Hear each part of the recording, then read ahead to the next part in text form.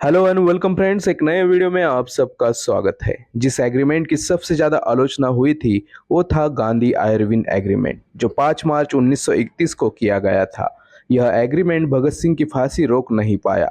महात्मा गांधी ने केवल साइन लेने के लिए भगत सिंह का इस्तेमाल किया था, ऐसा कहा गया था। लेकिन इस बात में कितनी सच्चाई है, आइए जानते हैं। 8 अप्रैल 1929 को दिल्ली के केंद्रीय विधानसभा में बॉम्ब स्फोट किया गया, जिसके आरोप भगत सिंह पर लगे और उन्हें फांसी की सजा सुनाई गई। भगत सिंह और चंद्रशेखर आजाद के लीडरशिप में हिंदुस्तान सोशलिस्ट रिपब्लिकन एसोसिएशन की स्थापना की गई थी, जिसके द्वारा लाहौर षड्यंत्र रचा गया और पुलिस अधिकारी जॉन पी सैंडर्स की हत्या की गई थी। यह हत्या लाला लाजपत राय की हत्या का बदला थी, ऐसा कहा गया। इस मामले में बाद में एचएसआरएच के 3 क्रांतिकारी सदस्य भगत सिंह, शिवराम राजगुरु और सुखदेव थापर को मौत की सजा सुनाई गई थी। आयरविन द्वारा स्थापित स्पेशल न्यायाधिकरण में सजा सुनाने के बाद उससे बचने का कोई भी कानूनन रास्ता नहीं था। इस वजह से भगत सिंह की फांसी को रोकने के लिए राजनीतिक हस्तक्षेप की जरूरत थी। 1930 में गांधी ने दांडी से 24 दिनों की पदयात्रा के साथ सविनय अवज्ञा की शुरुआत की थी। दांडी के समुद्र के किनारे नमक जमा करके नमक के कानून को तोड़कर देश भर में आंदोलन शुरू हो चुका था, जिसके जवाब में पुलिस ने कार्रवाई की, जिससे गांधी के साथ ही हजारों स्वतंत्र सेनानियों को गिरफ्तार किया गया था।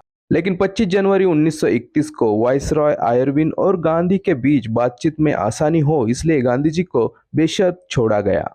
इसके बाद गांधी और आयरविन के बीच कई चर्चाएं हुई।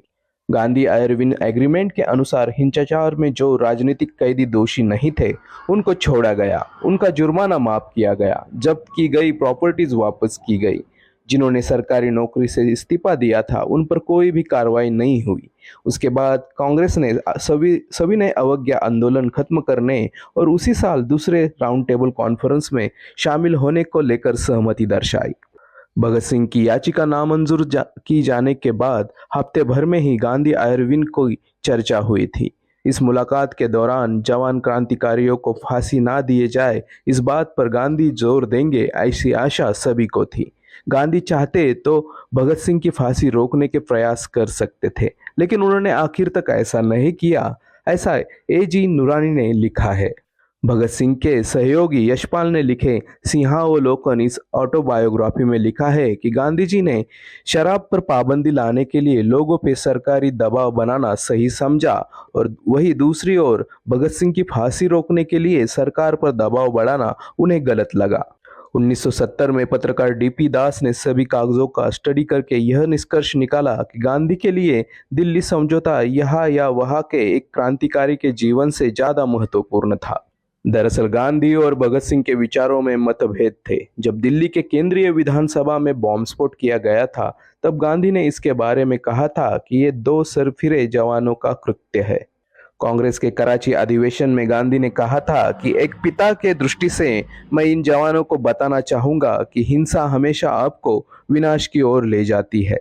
लेकिन दूसरी ओर गांधी को भगत सिंह की परवाह नहीं थी, ऐसा कहना भी गलत है। गांधी और आयरविन ने कई बार भगत सिंह के बारे में चर्चा की थी।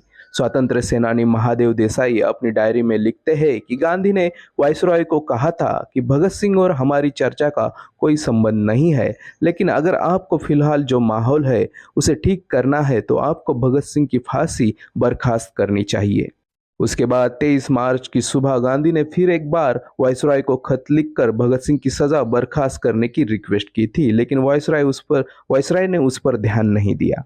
गांधी के पक्ष वाले ने गांधी के बचाव में यह कहा है कि गांधी इससे ज्यादा कुछ नहीं कर सकते।